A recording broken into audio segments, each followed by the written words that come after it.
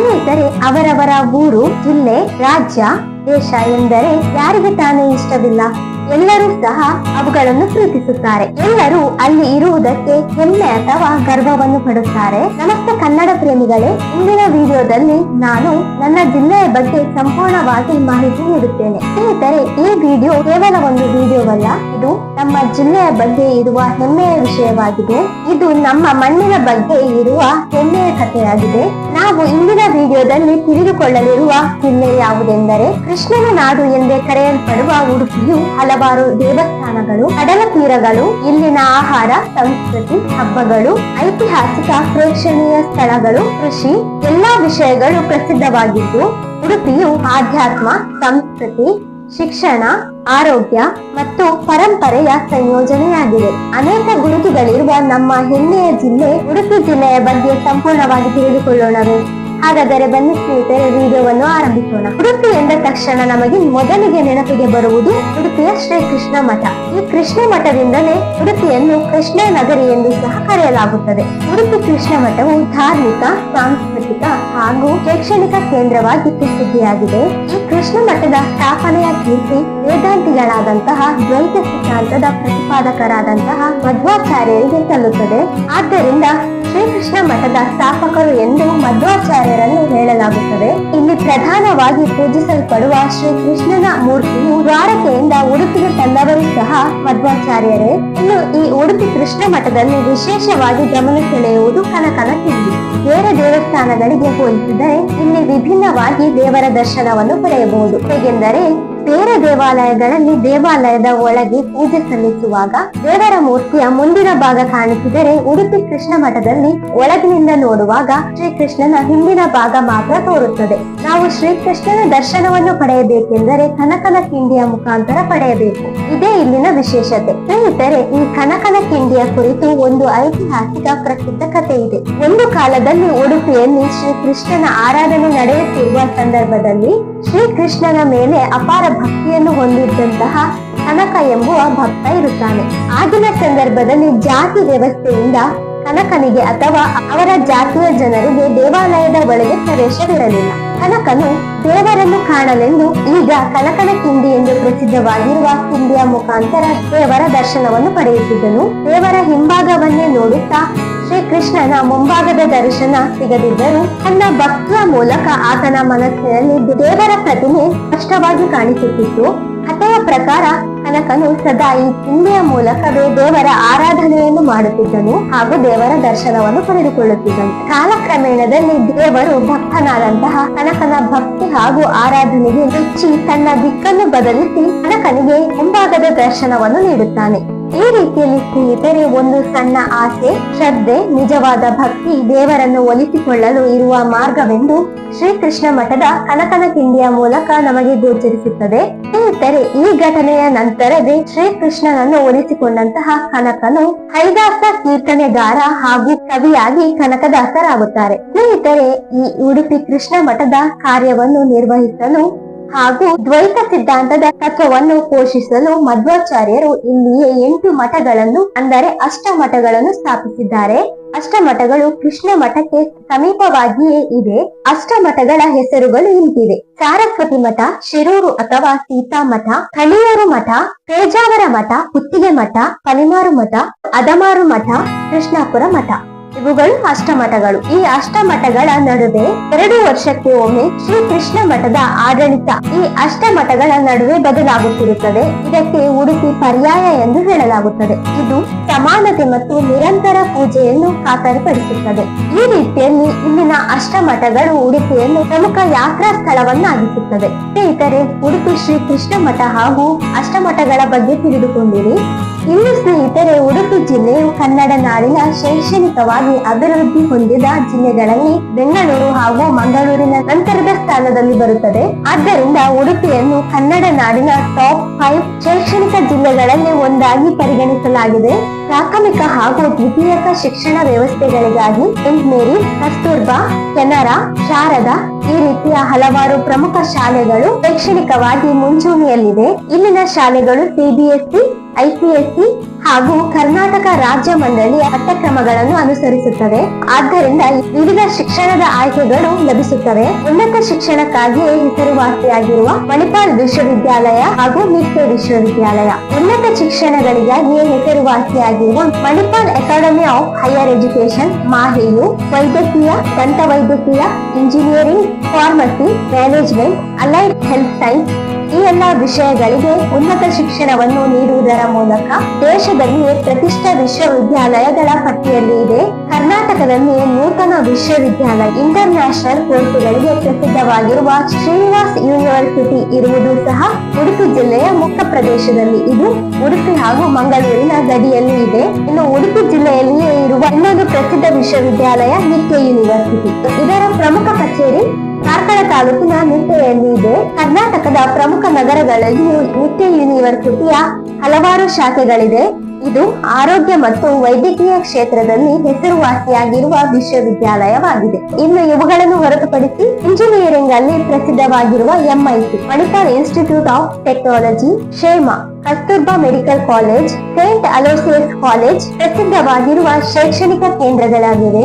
ಇನ್ನು ಸ್ನೇಹಿತರೆ, ವೈದ್ಯಕೀಯ ಕ್ಷೇತ್ರಕ್ಕೆ ಮಣಿಪಾಲ್ ಉಡುಪಿಯು ಪ್ರಸಿದ್ಧವಾಗಿದೆ. ಕಸ್ತೂರ್ಬಾ ಮೆಡಿಕಲ್ ಕಾಲೇಜ್ ಮಣಿಪಾಲ ಇದು ಕರ್ನಾಟಕದಲ್ಲಿ ಮಾತ್ರವಲ್ಲ, ದೇಶ ಹಾಗೂ ವಿದೇಶಗಳಲ್ಲಿಯೂ ಜಾಗತಿಕವಾಗಿ ಮನ್ನಣೆಯನ್ನು ಪಡೆದುಕೊಂಡಿದೆ. ಆದ್ದರಿಂದ ವಿಶ್ವ ಮಟ್ಟದಲ್ಲಿ ಖ್ಯಾತಿಯನ್ನು ಪಡೆದುಕೊಂಡಿರುವ ವೈದ್ಯಕೀಯ ಸಂಸ್ಥೆಯಾಗಿರುವಂತಹ ಕಸ್ತೂರ್ಬಾ ಮೆಡಿಕಲ್ ಕಾಲೇಜು ಮತ್ತು ಆಸ್ಪತ್ರೆ ಇರುವುದು ಸಹ ಉಡುಪಿಯ ಮಣಿಪಾಲದಲ್ಲಿ. ಇದು ಮಹಾತ್ಮ ಗಾಂಧೀಜಿಯವರ ಸಹಧರ್ಮಿಣಿಯಾಗಿರುವ ಕಸ್ತೂರ್ಬಾ ಗಾಂಧಿ ಇವರ ಗೌರವಕ್ಕೆ ಈ ಹೆಸರು ಇಡಲಾಗಿದೆ. ಇದು ಭಾರತದ ಮೊದಲ ಖಾಸಗಿ ವೈದ್ಯಕೀಯ ಕಾಲೇಜುಗಳಲ್ಲಿ ಮೊದಲನೆಯದಾಗಿದೆ. ಆದ್ದರಿಂದ ವಿದ್ಯಾರ್ಥಿಗಳು ದೇಶ ವಿದೇಶಗಳಿಂದ ಶಿಕ್ಷಣಕ್ಕಾಗಿ ಇಲ್ಲಿಗೆ ಬರುತ್ತಾರೆ. ಸ್ನೇಹಿತರೆ, ಉಡುಪಿ ಜಿಲ್ಲೆಯಲ್ಲಿ ಪ್ರಸ್ತುತ 7 ತಾಲೂಕುಗಳಿವೆ. ಈ ಹಿಂದೆ 1997ರಲ್ಲಿ ದಕ್ಷಿಣ ಕನ್ನಡ ಜಿಲ್ಲೆಯಿಂದ ಬೇರ್ಪಟ್ಟು ರಚನೆಯಾದಾಗ ಕೇವಲ 3 ತಾಲೂಕುಗಳು ಇದ್ದವು. ಅವು ಯಾವುವು ಎಂದರೆ ಉಡುಪಿ ಜಿಲ್ಲೆಯ ಉಡುಪಿ ತಾಲೂಕು, ಕುಂದಾಪುರ ತಾಲೂಕು ಹಾಗೂ ಕಾರ್ಕಳ ತಾಲೂಕು. ಫೆಬ್ರವರಿ 2018ರ ನಂತರ ಕಾಪು ತಾಲೂಕು, ಹೆಬ್ರಿ ತಾಲೂಕು, ಬ್ರಹ್ಮಾವರ ತಾಲೂಕು, ಬೈಂದೂರು ತಾಲೂಕುಗಳು ಸೇರ್ಪಡೆಗೊಂಡವು. ಉಡುಪಿ ಜಿಲ್ಲೆಯ ಐತಿಹಾಸಿಕ ಸ್ಥಳಗಳ ಬಗ್ಗೆ ನೋಡೋಣ. ಐತಿಹಾಸಿಕ ವಿಷಯಕ್ಕೆ ಬಂದರೆ ಇದರ ಇತಿಹಾಸವನ್ನು ತಿಳಿದುಕೊಳ್ಳಬೇಕು. ಹಿಂದೆ ಉಡುಪಿ ಹಾಗೂ ದಕ್ಷಿಣ ಕನ್ನಡವನ್ನು ಆಳುತ್ತ ರಾಜರು ಆಳ್ವಿಕೆ ಮಾಡುತ್ತಿದ್ದರು. ಆಗ ಉಡುಪಿ ಜಿಲ್ಲೆಯ ಬಾರ್ಪೂರು ಎಂಬ ಪ್ರದೇಶವು ಅವರ ರಾಜಧಾನಿಯಾಗಿತ್ತು. ಸ್ನೇಹಿತರೆ, ಈ ಬಾರ್ಪೂರು ಎಂಬುದು ದೈವಿಕ ನೆಲೆಯೂ ಆಗಿದೆ. ಕೊಲ್ಲೂರು ಶ್ರೀ ಮೂಕಾಂಬಿಕಾ ದೇವಸ್ಥಾನಕ್ಕೆ ಸಮೀಪದಲ್ಲಿ ಇರುವ ಈ ಬಾರ್ಪೂರು ಶ್ರೀ ಬ್ರಹ್ಮಲಿಂಗೇಶ್ವರ ಅಥವಾ ಮಹಾಲಿಂಗೇಶ್ವರನ ಸನ್ನಿಧಿಯಾಗಿದೆ. ಸ್ನೇಹಿತರೆ, ದಕ್ಷಿಣ ಕನ್ನಡದಲ್ಲಿ ಸುಬ್ರಹ್ಮಣ್ಯಕ್ಕೆ ಭೇಟಿ ನೀಡಿದವರು ಧರ್ಮಸ್ಥಳಕ್ಕೆ ಹೇಗೆ ಭೇಟಿ ನೀಡುತ್ತಾರೋ ಅದೇ ರೀತಿಯಲ್ಲಿ ಕೊಲ್ಲೂರು ಮೂಕಾಂಬಿಕೆಯ ದರ್ಶನವನ್ನು ಪಡೆದುಕೊಳ್ಳಲು ಬಂದವರು ಬಾರ್ಪೂರಿನ ಬ್ರಹ್ಮಲಿಂಗೇಶ್ವರ ಅಥವಾ ಮಹಾಲಿಂಗೇಶ್ವರನನ್ನು ದರ್ಶನ ಪಡೆಯುತ್ತಾರೆ. ಸ್ನೇಹಿತರೆ, ಐತಿಹಾಸಿಕ ಸ್ಥಳಗಳಲ್ಲಿ ಶ್ರೀ ಕೃಷ್ಣ ಮಠದ ಬಗ್ಗೆ ಈಗಾಗಲೇ ಹೇಳಿದ್ದೇನೆ. ಅನಂತೇಶ್ವರ ದೇವಸ್ಥಾನ, ಚಂದ್ರಮೌಳೇಶ್ವರ ದೇವಸ್ಥಾನ ಇವೆಲ್ಲವುಗಳು ಐತಿಹಾಸಿಕ ಸ್ಥಳಗಳು. ಇನ್ನು ಸ್ನೇಹಿತರೆ, ಇಲ್ಲಿ ಪ್ರಮುಖವಾಗಿ ವೀಕ್ಷಿಸಲೇಬೇಕಾಗಿರುವಂತಹ ಪ್ರವಾಸಿ ಅಥವಾ ಪ್ರೇಕ್ಷಣೀಯ ಸ್ಥಳಗಳು ಯಾವುವು ಎಂದರೆ, ಮೊದಲನೆಯದಾಗಿ ನಮ್ಮ ತಾಲೂಕಿನ ಬಗ್ಗೆ ಹೇಳುವ. ನಾನು ಉಡುಪಿ ಜಿಲ್ಲೆಯ ಕಾರ್ಕಳ ತಾಲೂಕಿನವಳು. ಕಾರ್ಕಳ ತಾಲೂಕಿನ ಬಗ್ಗೆ ಮೊದಲನೆಯದಾಗಿ ಹೇಳೋಣ. ಸ್ನೇಹಿತರೆ, ಕಾರ್ಕಳ ಎಂದ ತಕ್ಷಣ ಜೈನ ಕಾಶಿ ಎಂದೇ ಹೇಳಬಹುದು. ಕಾರ್ಕಳವನ್ನು ಜೈನ ಧರ್ಮದ ಪ್ರಮುಖ ಕೇಂದ್ರವನ್ನಾಗಿ ಕರೆಯಲಾಗುತ್ತದೆ. ಇನ್ನು ಸ್ನೇಹಿತರೆ, ಕರ್ನಾಟಕದಲ್ಲಿ 2ನೇಯದಾಗಿ ಎತ್ತರದ ಏಕಶಿಲಾ ವಿಗ್ರಹಗಳಲ್ಲಿ ಕಾರ್ಕಳದ ಗೊಮ್ಮಟೇಶ್ವರ ವಿಗ್ರಹ ಬರುತ್ತದೆ. ಸ್ನೇಹಿತರೆ, ಪ್ರಥಮ ಸ್ಥಾನದಲ್ಲಿ ಬರುವಂತಹ ಬಾಹುಬಲಿ ವಿಗ್ರಹ ವಿಶ್ವದ ಅತಿ ದೊಡ್ಡ ಏಕಶಿಲಾ ಪ್ರತಿಮೆಯಾಗಿದೆ. ಸ್ನೇಹಿತರೆ, ಅದರ ಬಗ್ಗೆ ಇರುವ ಹೆಮ್ಮೆಯ ವಿಚಾರಗಳನ್ನು ಕಮೆಂಟ್ ನಲ್ಲಿ ತಿಳಿಸಿ. ಕಾರ್ಕಳದ ಗೊಮ್ಮಟೇಶ್ವರ ವಿಗ್ರಹದ ಬಗ್ಗೆ ನೋಡೋಣ. 42 ಅಡಿ ಎತ್ತರದ ಏಕಶಿಲಾ ಪ್ರತಿಮೆಯಾಗಿದೆ. ಇದು ಕಪ್ಪು ಕಲ್ಲಿನಿಂದ ಕೆತ್ತಲಾಗಿದೆ. ಶ್ರವಣಬೆಳಗೊಳದಲ್ಲಿ ನಡೆಯುವಂತೆ ಪ್ರತಿ 12 ವರ್ಷಗಳಿಗೊಮ್ಮೆ ಇಲ್ಲಿಯೂ ಮಹಾಮಸ್ತಕಾಭಿಷೇಕ ನಡೆಯುತ್ತದೆ. ಇದನ್ನು ಕ್ರಿಸ್ತಶಕ 1432ರಲ್ಲಿ ವೀರಪಾಂಡ್ಯ ಭೈರರಸ ಒಡೆಯರ್ ಎಂಬುವವರು ನಿರ್ಮಿಸುತ್ತಾರೆ. ಇನ್ನು ಸ್ನೇಹಿತರೆ, ಇದೇ ಕ್ಷೇತ್ರಕ್ಕೆ ಹತ್ತಿರದಲ್ಲಿ ಇರುವ ಚತುರ್ಮುಖ ಬಸದಿ ಕಾರ್ಕಳ ಗೊಮ್ಮಟೇಶ್ವರ ವಿಗ್ರಹದ ಎದುರಿನಲ್ಲಿಯೇ ಇದೆ. ಗೊಮ್ಮಟೇಶ್ವರ ಬೆಟ್ಟದ ಮೇಲೆ ನಿಂತುಕೊಂಡು ನೋಡಿದರೆ ಈ ಚತುರ್ಮುಖ ಬಸದಿಯು ಕಾಣಿಸುತ್ತದೆ. ಇನ್ನು ಸ್ನೇಹಿತರೆ, ಕಾರ್ಕಳದಲ್ಲಿ 100ಕ್ಕೂ ಅಧಿಕ ಜೈನ ಬಸದಿಗಳು ಇದೆ. ಕಾರ್ಕಳದಲ್ಲಿ ಆನೆಕೆರೆಯಲ್ಲಿ ಇರುವಂತಹ ಚತುರ್ಮುಖ ಬಸದಿ, ಕೆರೆಯ ನಡುವೆ ಅತ್ಯಂತ ನಯನ ಮನೋಹರವಾಗಿ ಕಾಣಿಸುವ ಚತುರ್ಮುಖ ಬಸದಿಯೇ ಇದೆ. ಇನ್ನು ಆನೆಕೆರೆ ಇದು ಕಾರ್ಕಳ ಕಾರ್ಕಳದ ನಡುವಿನ ಭಾಗದಲ್ಲಿ ಇರುವ ಒಂದು ಅತ್ಯಂತ ವಿಶಾಲವಾದ ಕೆರೆಯಾಗಿದೆ. ಕಾರ್ಕಳ ನಗರ ಪ್ರದೇಶಗಳಿಗೆ ನೀರಿನ ವ್ಯವಸ್ಥೆ ಇದರಿಂದಲೇ ದೊರೆಯುತ್ತದೆ ಹಾಗೂ ಈ ಕೆರೆಯು ಅತ್ಯಂತ ಶುದ್ಧವಾಗಿಯೂ ಇದೆ. ಪ್ರಕೃತಿ ಪ್ರಿಯರಿಗೆ ಆಕರ್ಷಣೀಯ ಸ್ಥಳವಾಗಿದೆ. ಕಾರ್ಕಳದಲ್ಲಿ ಜೈನ ಧರ್ಮಕ್ಕೆ ಸಂಬಂಧಿಸಿದ ಸ್ಥಳಗಳು ಮಾತ್ರವಲ್ಲದೆ ಇಲ್ಲಿ ಹಿಂದೂ ಧರ್ಮಕ್ಕೆ ಸಂಬಂಧಿಸಿದ ಹಲವಾರು ದೇವಾಲಯಗಳಿವೆ. ಶೈವ ವೈಷ್ಣವ ದೇವಾಲಯಗಳು ಇದೆ. ಶ್ರೀ ವೆಂಕಟರಮಣ ದೇವಸ್ಥಾನ ಕಾರ್ಕಳ ಇದು ಕಡು ತಿರುಪತಿ ಎಂದೇ ಪ್ರಸಿದ್ಧವಾಗಿದೆ. ಇದು ಕಾರ್ಕಳದ ಅತ್ಯಂತ ಪ್ರಸಿದ್ಧ ದೇವಾಲಯವಾಗಿದೆ. ಇಲ್ಲಿ ಶ್ರೀ ವಿಷ್ಣುವಿನ ಅವತಾರವಾದಂತಹ ವೆಂಕಟರಮಣನ ಆರಾಧನೆಯನ್ನು ಮಾಡಲಾಗುತ್ತದೆ. ಇಲ್ಲಿ ಬ್ರಹ್ಮರಥೋತ್ಸವ ಹಾಗೂ ಲಕ್ಷ ದೀಪೋತ್ಸವ ಬಹಳ ವಿಜೃಂಭಣೆಯಿಂದ ನಡೆಯುತ್ತದೆ. ಭಗವಾನ್ ವಿಷ್ಣುವಿಗೆ ಸಮರ್ಪಿತವಾದಂತಹ ಶ್ರೀ ಅನಂತ ಪದ್ಮನಾಭ ದೇವಸ್ಥಾನ ಕಾರ್ಕಳ ನಗರದಲ್ಲಿಯೇ ಇದೆ. ಶ್ರೀ ಮಾರಿಯಮ್ಮ ದೇವಸ್ಥಾನವು ಕೂಡ ಕಾರ್ಕಳ ನಗರ ಪ್ರದೇಶದಲ್ಲಿಯೇ ಇದೆ. ಇದನ್ನು ಗ್ರಾಮ ದೇವತೆಯಾಗಿ ಪೂಜಿಸಲಾಗುತ್ತದೆ. ಇಲ್ಲಿ ನಡೆಯುವ ಜಾತ್ರೆ ಹಾಗೂ ಪೂಜೆಗಳು ಪ್ರಸಿದ್ಧವಾಗಿವೆ. 2024ರಲ್ಲಿ ಜೀರ್ಣೋದ್ಧಾರ ಮಾಡಲಾಗಿದೆ. ಶ್ರೀ ದೇವಕಿ ಕೃಷ್ಣ ರವಣನಾಥ ದೇವಸ್ಥಾನ, ಶ್ರೀ ಉಮಾ ಮಹೇಶ್ವರಿ ದೇವಸ್ಥಾನ, ನಿರ್ವಾದಿ ಶ್ರೀ ಮಹಾಲಿಂಗೇಶ್ವರ ದೇವಸ್ಥಾನ, ಶ್ರೀ ಪದ್ಮಾವತಿ ಅಮ್ಮನವರ ದೇವಸ್ಥಾನ ಇವೆಲ್ಲವೂ ಕಾರ್ಕಳ ನಗರಕ್ಕೆ ಅತ್ಯಂತ ಸಮೀಪದಲ್ಲಿರುವ ವಿಖ್ಯಾತ ದೇವಾಲಯಗಳಾಗಿವೆ. ಮುನ್ಕೂರು ಶ್ರೀ ದುರ್ಗಾ ಪರಮೇಶ್ವರಿ ದೇವಾಲಯವು ಕಾರ್ಕಳ ತಾಲೂಕಿನ ಅತ್ಯಂತ ಪುರಾತನ ದೇವಾಲಯವಾಗಿದೆ. ಇವೆಲ್ಲವೂ ಕಾರ್ಕಳ ತಾಲೂಕಿನ ಪ್ರಸಿದ್ಧ ಹಿಂದೂ ದೇವಾಲಯಗಳು. ಇನ್ನು ಜೈನ ಧರ್ಮೀಯ ಮತ್ತು ಹಿಂದೂ ಧರ್ಮೀಯ ದೇವಾಲಯಗಳು ಮಾತ್ರವಲ್ಲದೆ ಕ್ರೈಸ್ತ ಧರ್ಮಕ್ಕೆ ಸಂಬಂಧಿಸಿದ ಚರ್ಚ್ ಅಥವಾ ಬಸಲಿಕವೂ ಇದೆ. ಹತ್ತೂರಿನ ಸೇಂಟ್ ಲಾರೆನ್ಸ್ ಬಸಲಿಕಾ ಅಥವಾ ಚರ್ಚ್ ಇದು ರಾಜ್ಯದ ಅತ್ಯಂತ ಪ್ರಸಿದ್ಧ ಕ್ರೈಸ್ತ ಯಾತ್ರಾ ಸ್ಥಳವಾಗಿದೆ. 2016ರಲ್ಲಿ ಇದಕ್ಕೆ ಮೈನರ್ ಬಸಲಿಕಾ ಎಂಬ ಗೌರವವೂ ದೊರೆತಿದೆ. ಇಲ್ಲಿಗೆ ಕ್ರೈಸ್ತ ಧರ್ಮದವರು ಮಾತ್ರ ಭೇಟಿ ನೀಡುವುದಲ್ಲದೆ ಎಲ್ಲಾ ಧರ್ಮದ ಎಲ್ಲಾ ಜಾತಿಯ ಜನರು ಇಲ್ಲಿಗೆ ಭೇಟಿ ನೀಡುತ್ತಾರೆ. ಪ್ರತಿ ವರ್ಷ ಡಿಸೆಂಬರ್ ಅಂತ್ಯದಲ್ಲಿ ಅಥವಾ ಜನವರಿ ಆರಂಭದಲ್ಲಿ ಇಲ್ಲಿ ಜಾತ್ರೆ ನಡೆಯುತ್ತದೆ. ಸಾಮಾನ್ಯವಾಗಿ 8 ದಿನಗಳ ಕಾಲ ಈ ಜಾತ್ರೆ ನಡೆಯುತ್ತದೆ. ಈ ಸಂತ ಲಾರೆನ್ಸ್ ಬಸಲಿಕವು ಸುಮಾರು 300 ವರ್ಷಕ್ಕೂ ಹೆಚ್ಚಿನ ಇತಿಹಾಸವನ್ನು ಹೊಂದಿದೆ. ಇದು ಕಾರ್ಕಳದಿಂದ ಸುಮಾರು 5 ಕಿಲೋಮೀಟರ್ ದೂರದಲ್ಲಿ ಇದೆ. ಇಲ್ಲಿನ ನೈಸರ್ಗಿಕ ಪ್ರವಾಸಿ ತಾಣಗಳು ದುರ್ಗಾ ಜಲಪಾತ, ಪರಪಾಡಿಯ ಅರ್ಬಿ ಜಲಪಾತ, ಆನೆಕೆರೆ ಮತ್ತು ರಾಮಸಮುದ್ರ ಕೆರೆ, ರಾಣಿಪುರಂ ಅಥವಾ ಹತ್ತೂರಿನ ನದಿ ತೀರ, ಬಂಡಾಜೆ ಅರಣ್ಯ ಮತ್ತು ಬೆಟ್ಟ ಪ್ರದೇಶಗಳು, ಕೆರೆ ನದಿ ಇತ್ಯಾದಿ ಪ್ರಕೃತಿ ರಮಣೀಯ ಸ್ಥಳಗಳಾಗಿವೆ. ಸ್ನೇಹಿತರೆ, ಬ್ಯಾಕ್ ವಾಟರ್ ಎಂದ ತಕ್ಷಣ ನಮಗೆ ನೆನಪಿಗೆ ಬರುವುದು ಕೇರಳದಲ್ಲಿ ಇರುವಂತಹ ಬ್ಯಾಕ್ ವಾಟರ್ ಹಿರಿಯಟ್ಟದಲ್ಲಿ ಇದೆ. ಬ್ಯಾಕ್ ವಾಟರ್ ಎಂದರೆ ನದಿಯ ಹಿನ್ನೀರು ಪ್ರದೇಶ. ಸಾಂಸ್ಕೃತಿಕವಾಗಿ ವಿಶೇಷತೆಯನ್ನು ಹೊಂದಿರುವ ಸ್ಥಳಗಳು ಕಾರ್ಕಳದಲ್ಲಿ ಕೋಟಿ ಚೆನ್ನಯ್ಯರ ಸ್ಮರಣೆಗಾಗಿ Koti Chennayya theme park, Parashurama theme park. ಸ್ನೇಹಿತರೆ, ಪರಶುರಾಮ ಥೀಮ್ ಪಾರ್ಕ್ ಗೆ ಹೋಗುವ ಮುಂಚೆ ಅಲ್ಲಿನ ಸ್ಥಿತಿ ಪರಿಶೀಲನೆ ಮಾಡುವುದು ಉತ್ತಮ. ಹಿರಿಯಂಗಡಿ ಮಾನಸ್ತಂಭ ಇದು ಜೈನ ಧರ್ಮಕ್ಕೆ ಸಂಬಂಧಿಸಿದ ಸ್ಮಾರಕವಾಗಿದೆ. ಸ್ನೇಹಿತರೆ, ಉಡುಪಿ ಜಿಲ್ಲೆಯ ಕಾರ್ಕಳ ತಾಲೂಕಿನ ಇನ್ನೂ ಹೆಚ್ಚಿನ ಹೆಮ್ಮೆಯ ವಿಷಯಗಳು ನಿಮಗೆ ತಿಳಿದಿದ್ದರೆ ಕಮೆಂಟ್ ಮಾಡುವುದನ್ನು ಮರೆಯಬೇಡಿ. ಉಡುಪಿ ಜಿಲ್ಲೆಯಲ್ಲಿ ಬರುವ ಹೆಬ್ರಿ ತಾಲೂಕಿನ ಅತ್ಯಂತ ಪ್ರಸಿದ್ಧ ಸ್ಥಳಗಳು ಸೋಮೇಶ್ವರ ವನ್ಯಜೀವಿ ಅಭಯಾರಣ್ಯ, ಸೀತಾ ನದಿ ನೈಸರ್ಗಿಕ ಶಿಬಿರ, ಕೂಡ್ಲು ತೀರ್ಥ ಜಲಪಾತ, ಬರ್ಕಣ ಜಲಪಾತ, ದುರ್ಗಾ ಪರಮೇಶ್ವರಿ ದೇವಸ್ಥಾನ ಹೆಬ್ರಿ ಸೋಮೇಶ್ವರ ದೇವಸ್ಥಾನ. ಸ್ನೇಹಿತರೆ, ಹೆಬ್ರಿಯ ವಿಶೇಷತೆ ಏನೆಂದರೆ ಪಶ್ಚಿಮ ಘಟ್ಟಗಳಲ್ಲಿ ಒಂದಾದಂತಹ ಆಗುಂಬೆ ಘಾಟಿಗೆ ಪ್ರವೇಶ ದ್ವಾರ ಈ ಹೆಬ್ರಿಯಾಗಿದೆ. ದೇವಸ್ಥಾನ, ನದಿ, ಜಲಪಾತ, ಅರಣ್ಯಗಳ ಸಂಯೋಜನೆಯಿಂದ ಹೆಬ್ರಿಯು ಕೂಡಿದೆ. ಹೆಬ್ರಿಯಿಂದ ಕೊಲ್ಲೂರು ಶ್ರೀ ಮೂಕಾಂಬಿಕಾ ದೇವಸ್ಥಾನಕ್ಕೆ ಹೋಗುವ ರಸ್ತೆಯಲ್ಲಿಯೇ ಬರುವಂತಹ ಮನಶಿಲೆಯ ದುರ್ಗಾ ಪರಮೇಶ್ವರಿ ಸನ್ನಿಧಿಯು ಬಹಳ ಹತ್ತಿರದಲ್ಲಿ ಇದೆ. ಸ್ನೇಹಿತರೆ, ಇಲ್ಲಿ ನಾನು ಪ್ರಸಿದ್ಧವಾದ ಸ್ಥಳಗಳ ಬಗ್ಗೆ ಕೆಲವೇ ವಿಷಯಗಳನ್ನು ಹೇಳಿದ್ದೇನೆ. ನಿಮಗೆ ತಿಳಿದಿರುವ ಪ್ರಸಿದ್ಧ ಸ್ಥಳಗಳನ್ನು ಕಮೆಂಟ್ ಮಾಡುವುದನ್ನು ಮರೆಯಲೇಬೇಡಿ. ಸ್ನೇಹಿತರೆ, ಹೊಸದಾಗಿ ಸೇರಿಕೊಂಡಿರುವ ಕಾಪು ತಾಲೂಕಿನ ಪ್ರಸಿದ್ಧ ತಾಣಗಳನ್ನು ನೋಡುವ ಕಾಪು ಬೀಚ್ ಹಾಗೂ ಕಾಪು ದೀಪಸ್ತಂಭ ಅಥವಾ ಕಾಪು ಲೈಟ್ ಹೌಸ್. ಇಲ್ಲಿ ಕನ್ನಡದ ಹಲವಾರು ಚಿತ್ರಗಳನ್ನು ಚಿತ್ರಿಸಲಾಗಿದೆ. ಕನ್ನಡದ ಹಿಟ್ ಸಿನಿಮಾಗಳಾದಂತಹ ದಿಗಂತ್ ಅಭಿನಯದ ಪಂಚರಂಗಿ, ಉಳಿದವರು ಕಂಡಂತೆ, ದಿಯಾ, ಕಥೆಯಿಂದ ಶುರುವಾಗಿದೆ, ಸಿಂಪಲ್ ಒಂದು ಲವ್ ಸ್ಟೋರಿ, ಈ ರೀತಿಯ ಹಲವಾರು ಕನ್ನಡದ ಪ್ರಮುಖ ಚಿತ್ರಗಳು ಕಾಪು ಬೀಚಿನ ಪ್ರದೇಶದಲ್ಲಿ ಚಿತ್ರಣಗೊಂಡಿವೆ. ಇನ್ನು ಸ್ನೇಹಿತರೆ, ಈ ಕಾಪು ಬೀಚ್ಗೆ ಹತ್ತಿರದಲ್ಲಿಯೇ ಇರುವ ಬೀಚ್ಗಳ ಹೆಸರು ಮಟ್ಟು ಬೀಚ್, ಪಡುಬಿದ್ರೆ ಬೀಚ್, ಹೊಯ್ಗೆ ಬಜಾರ್ ಬೀಚ್. ಪ್ರಸಿದ್ಧ ಸ್ಥಳಗಳು ಕಾಪು ಶ್ರೀ ಮಾರಿಯಮ್ಮ ದೇವಸ್ಥಾನ, ಇತ್ತೀಚೆಗಷ್ಟೇ ಜೀರ್ಣೋದ್ಧಾರವಾದ ದೇವಾಲಯವಾಗಿದೆ.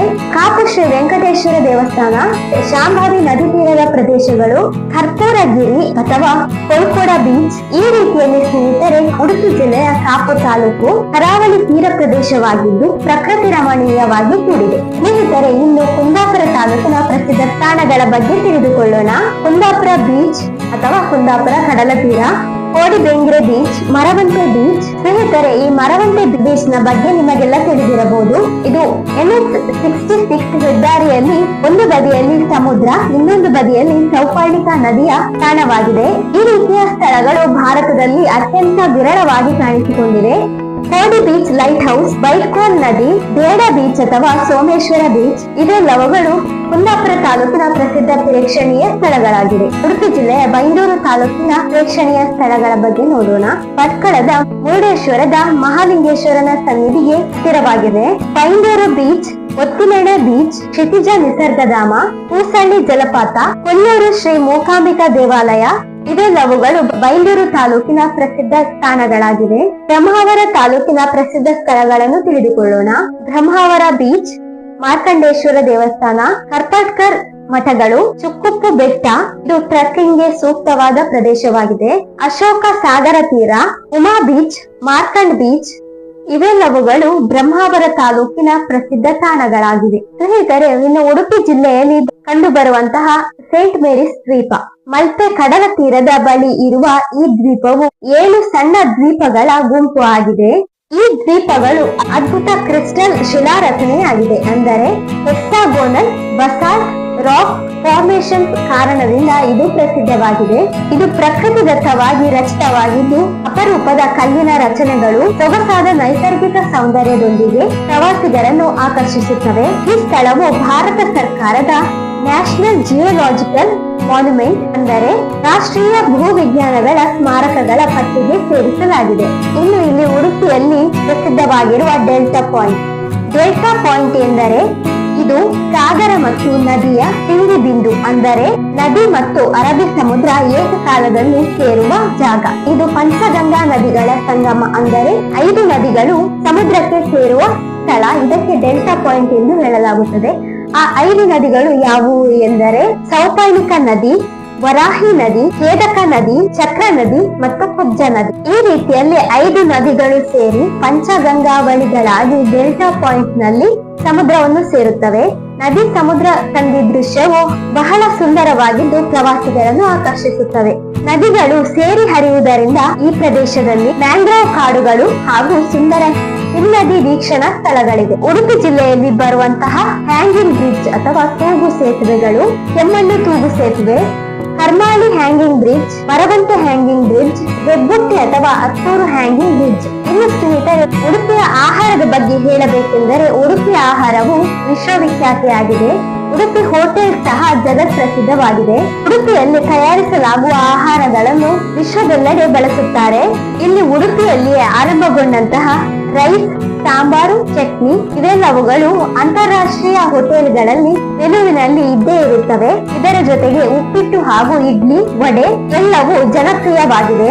ಉಡುಪಿಯ ಪಾಕಶಾಲೆಗಳು ದಕ್ಷಿಣ ಭಾರತದಿಂದ ಪೌಷ್ಟಿಕ ಸಸ್ಯಾಹಾರವನ್ನು ಪ್ರಪಂಚದಾದ್ಯಂತ ವಿಸ್ತರಿಸಿ ಪರಿಚಯಿಸಿದವು. ಉದಾಹರಣೆಗೆ MTR, ಉಡುಪಿ ಭವನ್, ಶ್ರೀಕೃಷ್ಣ ಉಡುಪಿ ಇತ್ಯಾದಿ. ಸ್ನೇಹಿತರೆ, ಇವೆಲ್ಲವುಗಳು ಉಡುಪಿಯ ಬಗೆಗಿನ ಜಗತ್ ಪ್ರಸಿದ್ಧವಾಗಿರುವ ಮಾಹಿತಿಗಳು. ಇದರಲ್ಲಿ ಇನ್ನೂ ಹಲವಾರು ವಿಷಯಗಳು ಬಿಟ್ಟು ಹೋಗಿರುವವು. ಇಲ್ಲಿ ಕೆಲವೇ ಅಂಶಗಳನ್ನು ಮಾತ್ರ ಹೇಳಿರುವೆನು. ಸ್ನೇಹಿತರೆ, ನಿಮಗೆ ತಿಳಿದಿರುವ ಅಂಶಗಳ ಬಗ್ಗೆ ಕಮೆಂಟ್ ಮಾಡಿ. ಯಾವುದಾದರೂ ವಿಷಯದ ಕುರಿತು ಸಂಪೂರ್ಣವಾಗಿ ಮಾಹಿತಿ ಬೇಕೆನಿಸಿದರೆ ಕಮೆಂಟ್ ಮಾಡಿ. ಉಡುಪಿ ಜಿಲ್ಲೆಯ ನಿಮ್ಮ ತಾಲೂಕು ಹಾಗೂ ಆ ತಾಲೂಕಿನ ವಿಶೇಷತೆಗಳ ಬಗ್ಗೆ ನಿಮಗೆ ತಿಳಿದಿದ್ದರೆ ಕಮೆಂಟ್ ಮಾಡಿ. ಇದರಿಂದ ಇತರರಿಗೆ ತಿಳಿಯದ ವಿಷಯಗಳು ನಿಮ್ಮಿಂದ ತಿಳಿದಂತಾಗುತ್ತವೆ. ಅದರ ಜೊತೆಗೆ ವಿಡಿಯೋ ಇಷ್ಟವೆನಿಸಿದರೆ ತಪ್ಪದೇ ಲೈಕ್ ಮಾಡಿ. ಹಾಗೆಯೇ ಪೂರ್ಣಿಮಾ ಕನ್ನಡ ಜಿಜ್ಞಾಸೆ ವಾಹಿನಿಗೆ ಸಬ್ಸ್ಕ್ರೈಬ್ ಮಾಡಿಕೊಳ್ಳಿ. ಇದರಿಂದ ಹೆಚ್ಚು ಹೆಚ್ಚು ಕನ್ನಡದ ವಿಷಯಗಳನ್ನು ನಿಮ್ಮ ಮುಂದೆ ಸಾದರಪಡಿಸಲು ಅನುವು ಮಾಡಿದಂತಾಗುತ್ತದೆ. ನಿಮ್ಮ ಪ್ರೇರಣೆ ನಮಗೆ ಬೆಂಬಲವಾಗುತ್ತದೆ. ತಪ್ಪದೇ ವಾಹಿನಿಗೆ ಸಬ್ಸ್ಕ್ರೈಬ್ ಮಾಡಿಕೊಳ್ಳಿ. ಮುಂದಿನ ವಿಡಿಯೋದಲ್ಲಿ ಭೇಟಿಯಾಗೋಣ. ನಮಸ್ತೆ.